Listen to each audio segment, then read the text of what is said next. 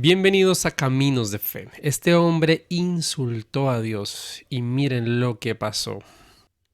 I was so depressed and I said, God, I never denied you, and you let all this happen to me. And I got super ticked off. And I said, you come down right here, right now, and I'll spit in your face and beat the crap out of you. Like, I'm so sick of all of this. It's like, this is your fault. You let it all happen. And I was angry and crying. I was that mad. Like, if you ever been like so mad you're shaking and you're trying everything you can not to punch a hole through a wall or something. And so my TV comes on and it comes on to TBN, which the signal is so bad that it's black and white and fuzzy, but I can see the picture and I can hear it. And Joseph Prince is on, and he's talking about backslidden Christians. Maybe you said, or he said, maybe you said a prayer at a bus stop when you were 16, but you've gotten into drugs and alcohol. And he just listed all this stuff, and he's like, it's not God's fault. You chose to be in this place. And he said all these things that I had just trashed God over. And he led the sinner's prayer and said, if you want to be Christian again, if you want to come back to him, it's not too late.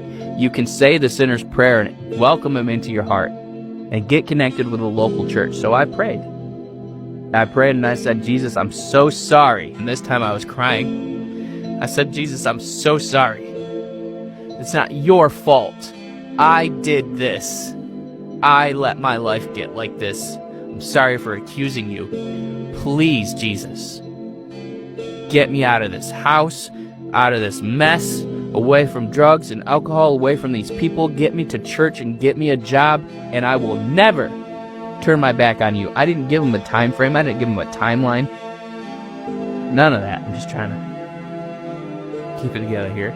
I didn't give him a timeline. I didn't even know what to expect. I just prayed. I just prayed what I felt in my heart. Do this for me. I got up, I lit up a cigarette, and I get a phone call on my little crappy $20 flip phone that I had at the time, because this is 2009. And my friend calls me and he says, I was driving around praying, because he's like really the only Christian I had in my life. He's like, I was driving around praying, and I felt like the Lord was saying that you need a place to stay. So I talked to my wife, and she said that you can come stay with us if you want. You can come stay with us. Does that ring a bell with you? And I was like, as a matter of fact, I'm just praying and I asked God to get me out of this situation. And he goes, well, come stay with us. I'll help you find a job. We'll start going to church together, and we'll get your life back on track. And I said, oh, that's great. When can we meet up? And he said, I'm in your driveway right now. God told him 20 minutes before, when I was berating God and yelling at him. He came and told somebody, my beloved son is about to get saved. And he answered my prayers right there, before I even prayed it.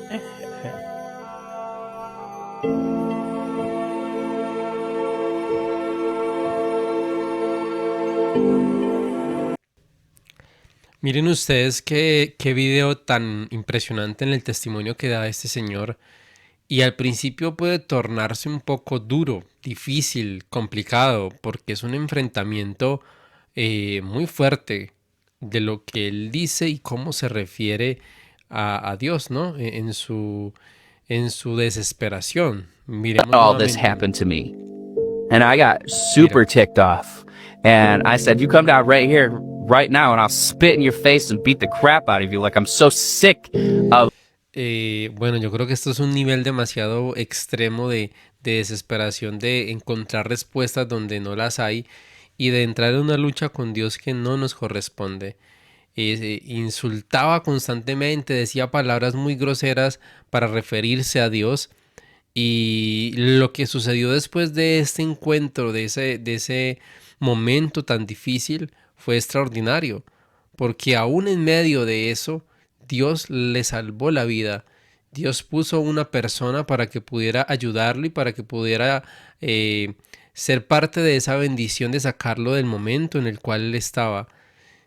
Podría uno decir que después de tantos insultos o de tantas palabras hacia Dios, la vida de este hombre fue desechada, pero no es así.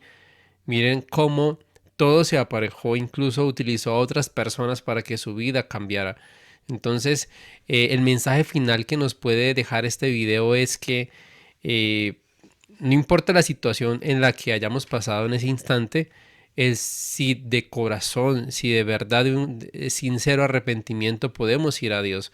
Y este hombre al final, en medio de su llanto, en medio de su tristeza y de su arrepentimiento, pudo contar ese testimonio profundo de cómo Dios cambió su vida después de haber insultado su nombre de una forma extrema, pero que pudo haber salido adelante. Y hay personas en la vida que Dios nos pone para ayudarnos a salir de momentos difíciles, de situaciones complicadas. Y esta es una historia que refleja eso. Déjanos en los comentarios tu opinión sobre este video, qué piensas de lo que sucedió al inicio y cómo Dios pudo poco a poco restaurar la vida de este hombre. Comparte este video, suscríbete a esta comunidad de Caminos de Fe y Dios te bendiga y gracias por haberte quedado hasta el final.